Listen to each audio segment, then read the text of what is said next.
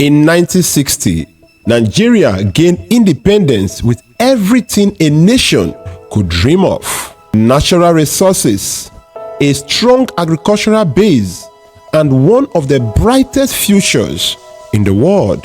By the 1970s, Nigeria was richer than many Asian countries that are now global powers today. So, what happened?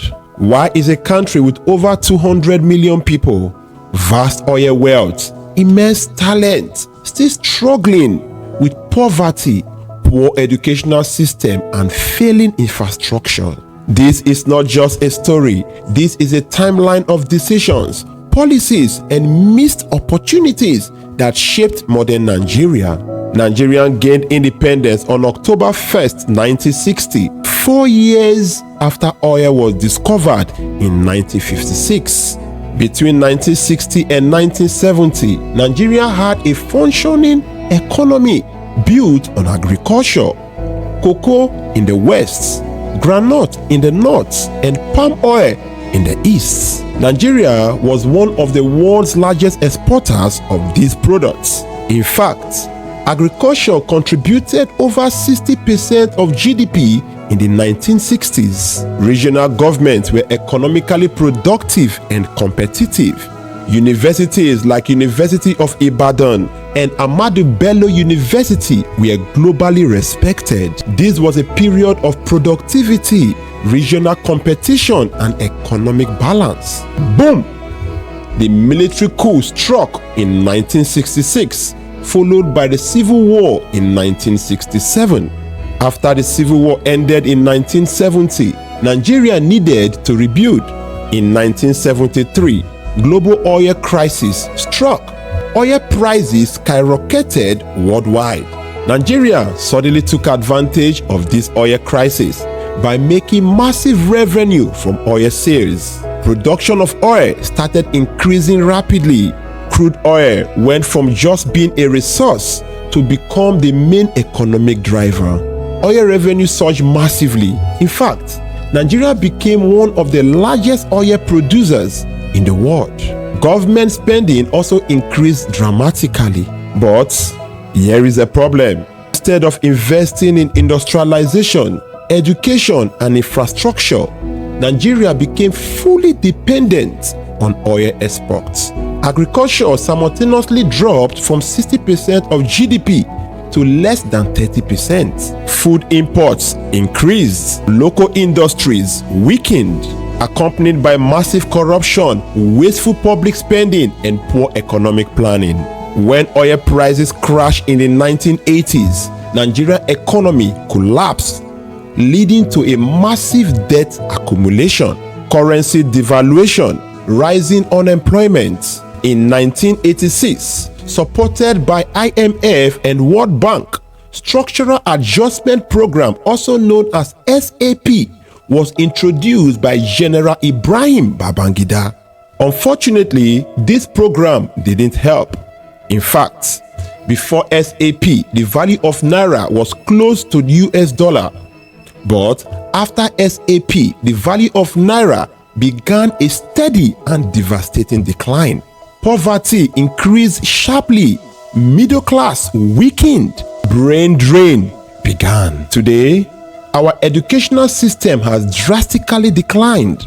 Chronic underfunding, frequent university strikes, outdated facilities and curricula. Millions of children are out of school. This decline in education has directly affected innovation, productivity, and national development. How about our healthcare system? In a functional country, healthcare improves over time. But in Nigeria, access to quality healthcare remains a major challenge. Low government spending on healthcare, often below 5% of national budgets. Doctor-to-patient ratio is far below WHO recommendation. This results to thousands of doctors migrating out of the country every year. How about power supply? No country industrializes without electricity. But yet in Nigeria, national grid frequently collapses. Average power supply remains inconsistent. Most businesses rely heavily on generators. This eventually leads to increased cost of production, reduced competitiveness, and limit industrial growth. Lack of steady power supply is one of the major reasons Nigeria has failed to become a manufacturing powerhouse. Should we talk about the level of poverty in the country? Despite billions in oil revenue, Nigeria remains one of the countries with the highest number of people living in extreme poverty. And I mean extreme poverty. In fact, around 40% of Nigerians are currently living below poverty line. In world ranking, Nigeria has one of the highest population of extremely poor people. This shows a clear disconnect between national wealth and individual well-being. On paper, we are rich, but in reality, we are very poor. It is worthy to know that governance is one of the most consistent explanations for Nigerian decline. Corruption in public institutions, very weak accountability systems, policy inconsistency. You will see lots of inaugurated projects, but none completed. On paper, you will see lots of funds allocated to different projects, but not properly used. When leadership fails, development fails. Let's pause for a moment and let's compare Nigeria with countries that have similar conditions in 1960s. 1. South Korea. Number 2.